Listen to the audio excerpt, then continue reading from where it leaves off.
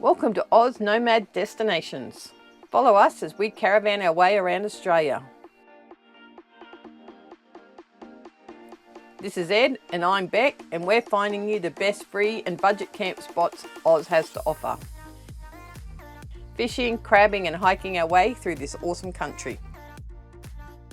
For notifications, click subscribe and hit the bell, and that will keep you up to date.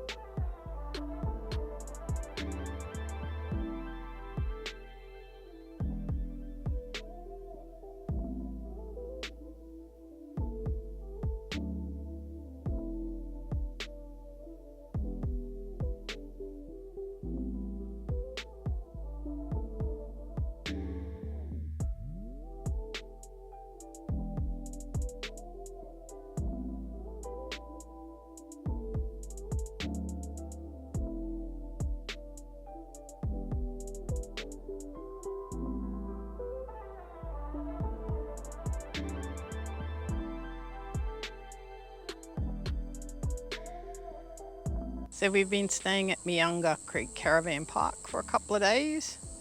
It's one of those little hidden gems that you just find as you're driving along. It's $8 per person per night, and then another $8 if you want hook up to power and water. They've got powered sites and non-powered. Runs along the side of the Meunga Creek. It's a bit crocky, so you can't swim in it. It's only about probably 4 or 5 k's out of Cardwell, which is great if you just want to use it for a day run back in. It's got a toilet block, showers. What more could you want? Here's Ed sitting here, he just had his breakfast, and I will show you the creek.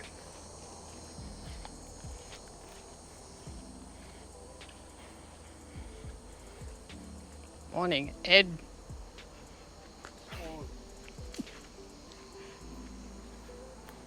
And so the creek's just here, you can't swim in it. We do think it's fresh water, but they did tell us at reception it's got crocs in it. So no swimming in there. But it's good to sit and have a drink in the RV and look over. A couple of them have got little fire rings, so I'm guessing you can have a fire if you like. It's super shady, lots of trees, a few mozzies around, so you'll need some repellent or a few coils, but they're not too much of a problem. Super quiet. There is a train track that runs along the back of it, but we've only heard like 1 or 2 trains per day coming through. Haven't heard any at night, though we have had the aircon on, which is a bit of a luxury. There's your creek.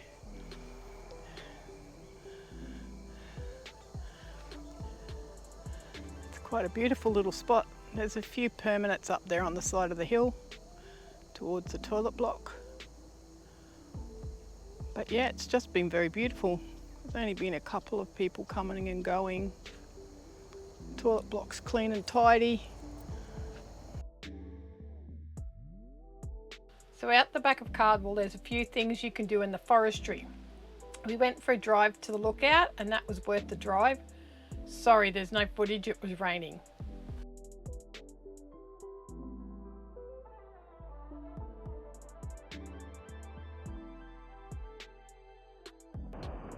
That afternoon we went for a drive to Cardwell Spa Pools. Oh my goodness, you have to do that if you're in the area.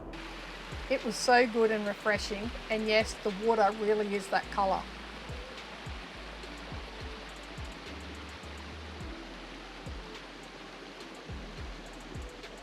We had it all to ourselves. It was only about a 5-minute drive from the caravan park.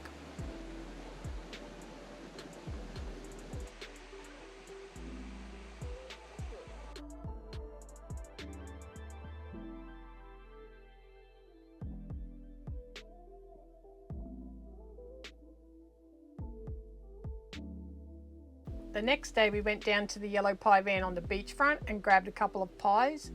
They've been doing pies for 20 years plus, and they're good.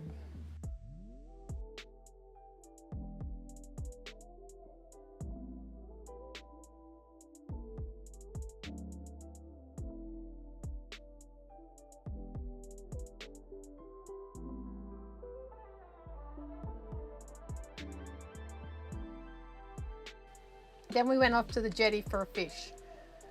A young fellow at the jetty reckons the resident crocodile's been missing for about 3 weeks, so we didn't get to look at him.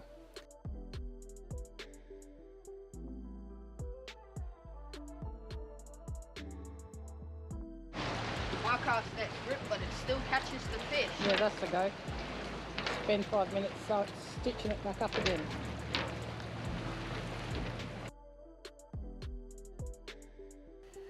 This young lad could catch prawns, and they were in great supply. He kept us in bait all morning, and we ended up giving him a bucket so he could take some home for his grandma. Okay.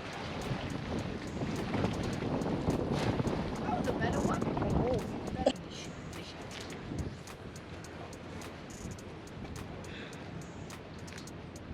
Baby sharks were the order of the day. It was like we were in the shark nursery. If we caught one, we must have caught 20 of them, all the same size. Never seen anything like it. That's the one. Cute. Don't look, you're gonna land back. The next day we went for a drive up to Blencoe Falls via the Kirrama Range.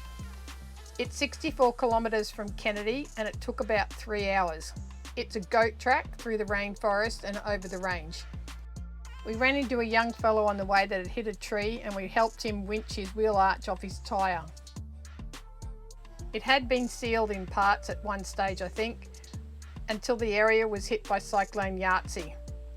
But it's all part of the adventure. You can camp at Blencoe Falls. It's a national park. It's $6.75 per person per night. Book online before you go.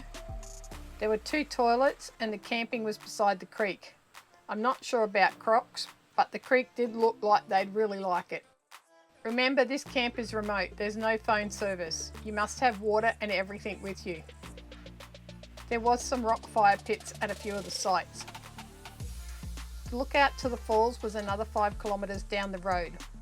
Blencoe Falls is 90 metres high and then it cascades another further 230 metres before running into the Herbert River. There is no access to the falls that we could see.